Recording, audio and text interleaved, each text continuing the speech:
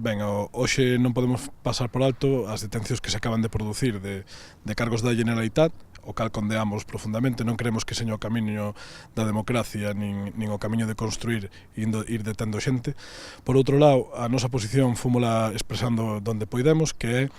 digamos, nós estamos de acordo en que o pobo catalán exprese o seu sentimento nas urnas, non creo que haxa problema por eso, mas creemos que é necesaria ahora, hoxe en día, unha actitud política, unha actitud de diálogo, unha actitud de construir e buscar solucións intermedias. Consideramos aquí que todo o mundo está en dúas posicións moi diferentes, moi encontradas, e consideramos tamén que non hai ahora mismo no Estado español políticos de altura, é dicir, temos un presidente con máis de 60 anos, que é un presidente de outro século, que fai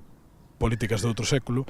que o inmobilismo del e as accións do Partido Socialista con relación ao Estatuto Catalán leváronos a esta situación, e por outro lado creo que fai falta buscar unha solución de diálogo e de traballo, porque o problema non é o 1 de outubro, o problema é que despois do 1 de outubro hai que construir algo. Non se vai saber o que hai que construir algo que decidan os cataláns que les von,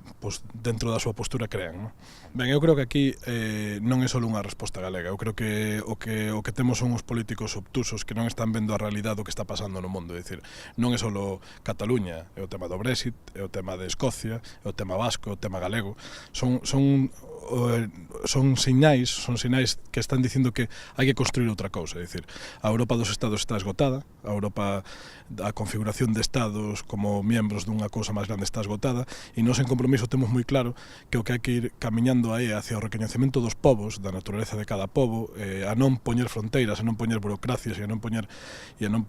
problemas á xente para que cada un se exprese como queira dentro dunha liberdade. Nos creemos que a ferramenta válida para eso é unha construción europea seria, seguir traballando en eso, e o momento do Brexit e agora o momento catalán pon ese tema na palestra que hai que saber utilizar. Claro, o que pasa é que, por desgraza, non temos políticos que sepan ver eso. Simplemente estamos ou unha postura ou noutra, sin saber que hai camiños intermedios que podrían solucionar o problema, non? Home, eu creo que se a xente xuzga a xestión dun político polo que fai, o goberno de Rajoy tería que caer sí ou sí, porque non está facendo nada. É dicir, a min doime moito como político e como demócrata que se amparen na Constitución. Vamos a ver, eu simplemente fai como unha pregunta aos galegos e as galegas. Acaso a Troika está reflejada en algunha Constitución? Non, verdad? Pois levan 8 anos marcándonos a política económica do Estado. 8 anos influindo na vida da xente. E eu creo que aí está claro de que a Constitución non é un dogma, a Constitución ten que ir cambiando. A Constitución é un documento que ten 40 anos, que se fixo nun momento na que a realidade era totalmente distinta, e eu creo que precisamente se un político fora un político de Estado, fora un home que quixera aos seus representados, pois tería que ir hacia eso, un cambio na Constitución, un diálogo, construir de verdade o que é un Estado e construir dentro de Europa. Rajoy eso non o fai, con lo cual eu penso que a xente que non é tonta e ve que nos está levando a unha situación que non ten retorno debería castigalo precisamente en ese campo, non?